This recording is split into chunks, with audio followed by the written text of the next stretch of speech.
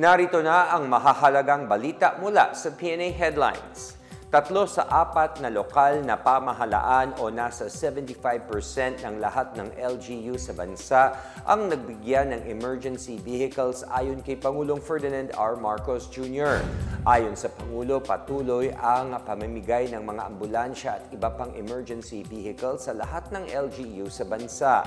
Bahagian niya ito ng hakbang ng gobyerno para maipaabot ang serbisyong medikal sa buong bansa sa ilalim ng Universal Healthcare Act. Nakalatag din ang iba pang reformang pangkalusugan tulad ng pagtatayo ng specialty centers, cancer at dialysis facilities, gayon din ang pagpapatupad ng zero billing sa mga ospital ng Department of Health or DOH. Pinangunahan ni Pangulong Marcos ang pamamahagi ng 124 na transport vehicles sa mga LGU sa Ormoc, Putoy sa Tacloban, Leyte. Sinabi ng Pangulo na bahagi ito ng mga hakbang ng gobyerno na magbigyan ang lahat ng bayan ng sarili nilang emergency vehicles. Ayon sa Philippine Charity Sweepstakes Office or PCSO, nakapamahagi na sila ng mahigit 1,297 na emergency vehicles sa ilalim ng Medical Transport Vehicle Donation Program.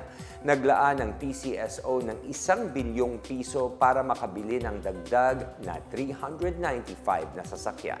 Out of the 1,642 cities and towns, we have been able to give away 1,173 na PTV. So, malapit na. Pinapangako sa akin ni Mel ang ating that by the end of the year, we will start already the second round. Kasi pag natapos na namin mag 100% na lahat itong 1,642 na bayan at saka lungsod, babalikan din namin. Meron dyan talaga, yung maliit, okay na yung isa. Pero yung malalaki, kulang. So, baka bigyan na naman natin ng isa pa. Nanawagan si Senator Sherwin Gatchalian sa lahat na bilhin at tangkilikin ang mga produktong gawang lokal para mapalago ang mga trabaho at industriya at mapalakas ang ekonomiya. Sinabi ito ng senador kasabay ng paggunita ng Made in the Philippines Product Week mula August 17 hanggang 23. Sa isang pahayag, sinabi niyang kinikilala sa pagdiriwang na ito ang talino, talento at katatagan ng mga Pilipinong negosyante. Ipinapaalala na dapat makatulong ang mga negosyo sa pagpapalago ng kanilang mga komunidad. Bukod dito, ang pagsuporta sa mga lokal na produkto ay pamumuhunan din sa pangarap at kinabukasan ng mga kapwa Pilipino. Ginugunita ang Made in the Philippines Products Week para ipalaganap ang mga produktong Pinoy at palakasin ang manufacturing sector. Katuwang nito ang OTOP or One Town, One Product Philippines Act, ang programang naghihikayat sa mga industriya na lumikha ng mga produkto at serbisyo batay sa kanilang lokal na kultura at tradisyon.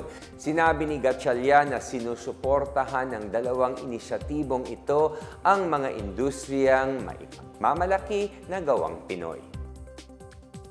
Mas paiigtingin ng Department of Agriculture or DA ang benting bigas meron na o BBM na. Program ni Pangulong Ferdinand R. Marcos Jr. na layuning makamit ang food security sa buong bansa. Ayon kay Agriculture Secretary Francisco Q. Laurel Jr., ang nasabing inisyatibo ay ang pinakamalaking hamon sa DA sa mga susunod na taon. Hindi sapat anya na meron lang na rice stock at pinataas na budget ang programa sa ilalim ng 2026 national budget. Dagdag pa ng kalihim, kailangan ng suporta ng buong ahensya upang makamit ang pagpapalawak nito. Noong July 29, isinama ng DA sa listahan ng mga mangingisda sa listahan ng benepisyaryo ng rice program. Orihinal na limitado lamang programa sa mga senior citizens, persons with disabilities, solo parents at mahirap na Pilipino. Plano ng DA na i-extend ang programa sa mga fishing communities simula sa mga fish ports bago matapos ang buwan.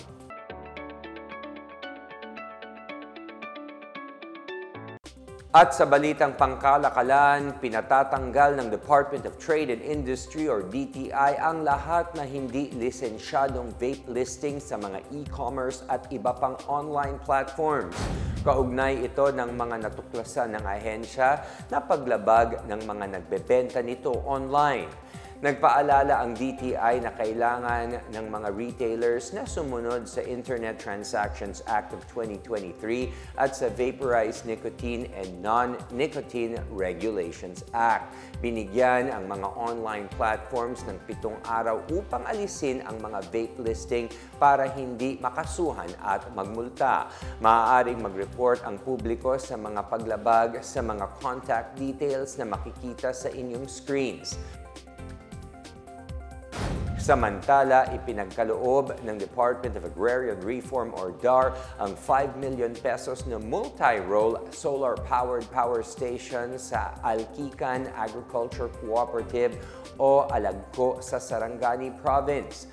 Hangad ito na magbigay ng tuloy-tuloy na kuryente upang magamit ng Alagco sa kanilang operasyon sa panahon ng brownout at sakuna. Ayon kay Chief Agrarian Reform Program Officer John Gamad, ang Alagco ay kauna-unahang kooperatiba sa Region 12 na makakatanggap ng ganitong klaseng pasilidad. Nagpahayag naman ng pagpapasalamat si Alagco Chairman Leonard de la Cruz sa patuloy na suporta ng DAR. Ang power station anya ay hindi lang para sa kooperatiba kundi para sa buong komunidad. At yan ang pinakabago at pinakamainit na balita sa mga oras na ito, hatid sa inyo ng PNA Headlines. Para sa iba pang mga balita at impormasyon, bisitahin lamang ang aming website pna.gov.ph o ang aming Facebook at X account na Philippine News Agency. Mapapanood din ang PNA Headlines sa pamamagitan ng link sa website ng News and Information Bureau sa ilalim ng PNA News at sa YouTube account ng Philippine News Agency. Ako po si William Theo. Ito ang PNA Headlines, naghahatid ng mga balitang nagbubuklod sa bagong Pilipinas.